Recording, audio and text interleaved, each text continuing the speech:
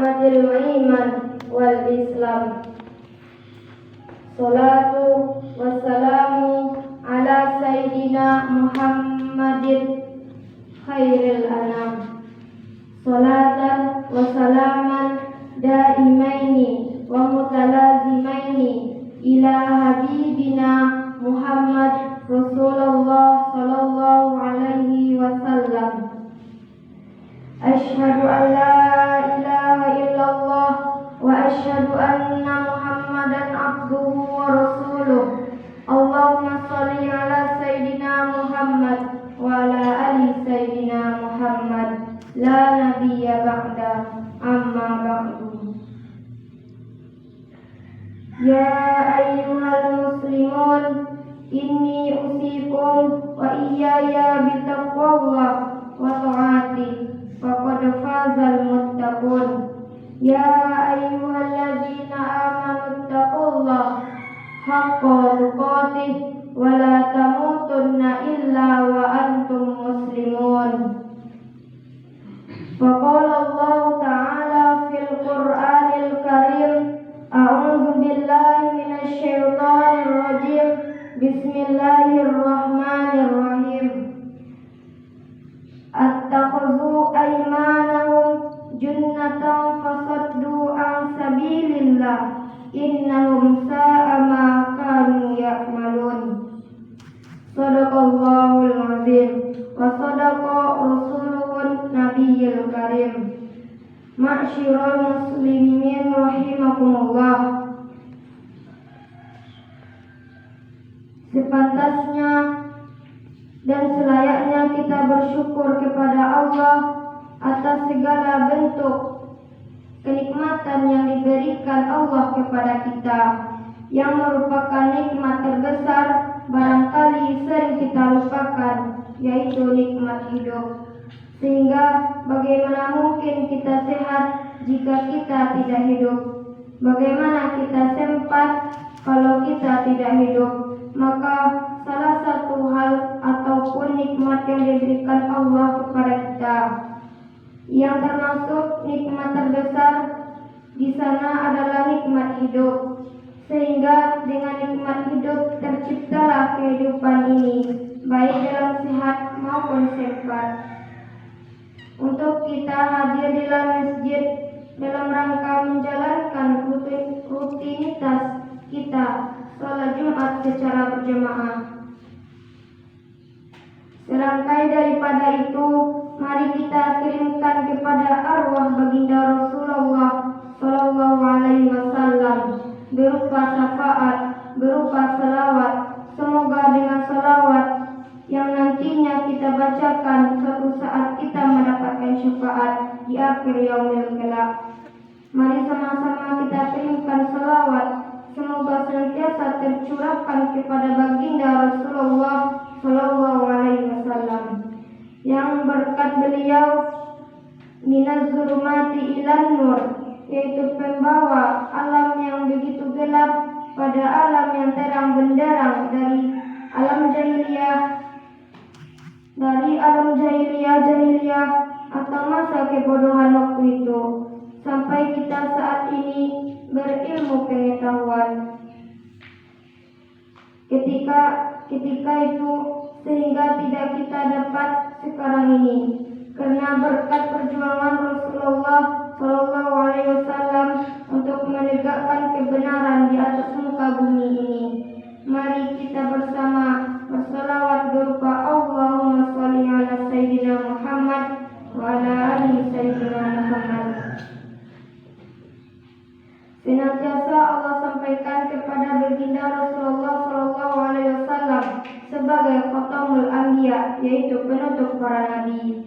Kaum muslimin sidang Jumat rahimakumullah, mengawali khutbah kali ini, khatib selaku pribadi dan khususnya kita seluruh jemaah, mari kita bersama bertakwa kepada Allah Subhanahu wa ta'ala, tidak hanya dari segi kuantitas, melainkan yang paling utama ialah kualitas. Jika kualitas ketakwaan kita kepada Allah benar-benar diakui dan benar-benar kita bersyukur atas nikmat hidup, maka insya Allah kita menjadi orang yang bertakwa dan senantiasa takwa itu mengantarkan kita menuju hidup yang lebih tenang di kemudian harinya.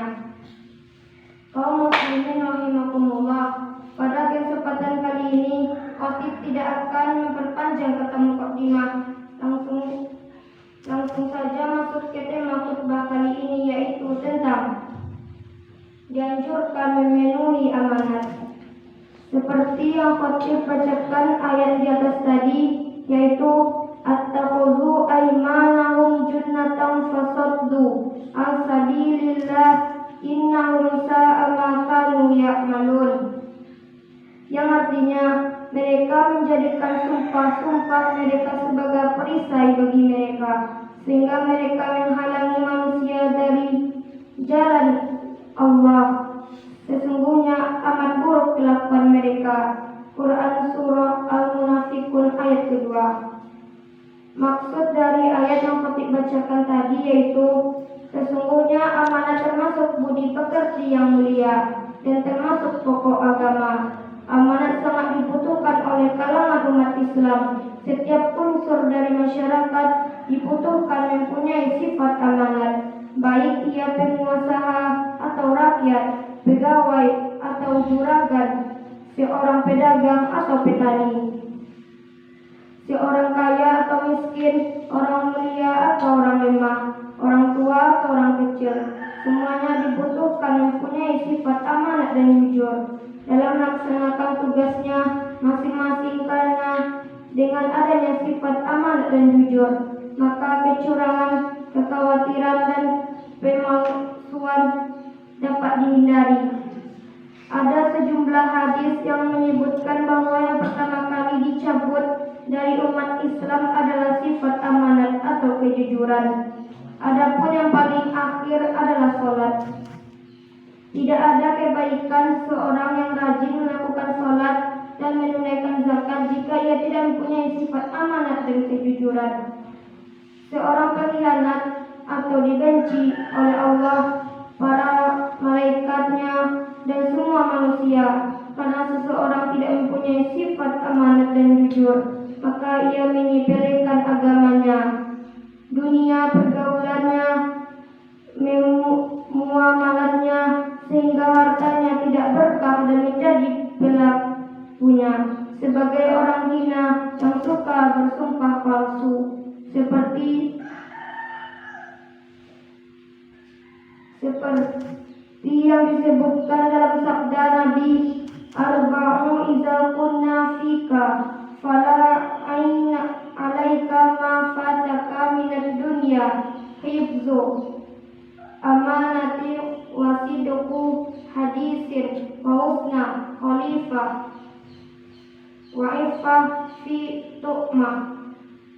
Ada 4 sifat yang jika keempat sifat itu ada pada dirimu, maka tidaklah mengapa jika engkau tidak mendapatkan kesenangan di dunia. Menjaga amanat, bertutur kata yang benar, berbudi pekerti yang bagus, dan menjadi sumber rezeki yang baik.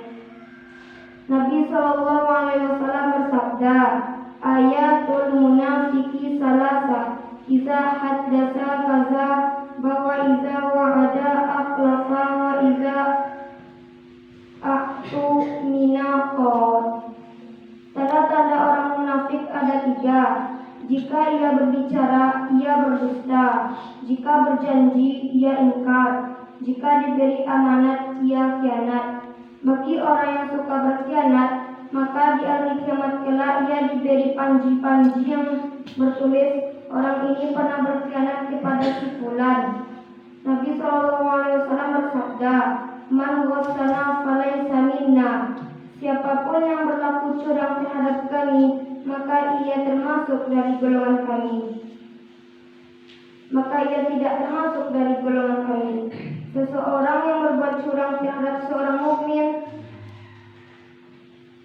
maka ia bukan dari golongan mukminin, meskipun ia banyak bertasbih, bertahlil, dan membaca Al-Quran, karena ia termasuk orang munafik yang mendustakan Allah dan orang-orang beriman, seperti yang disebutkan dalam firman Allah sebagai berikut: yuqadi'una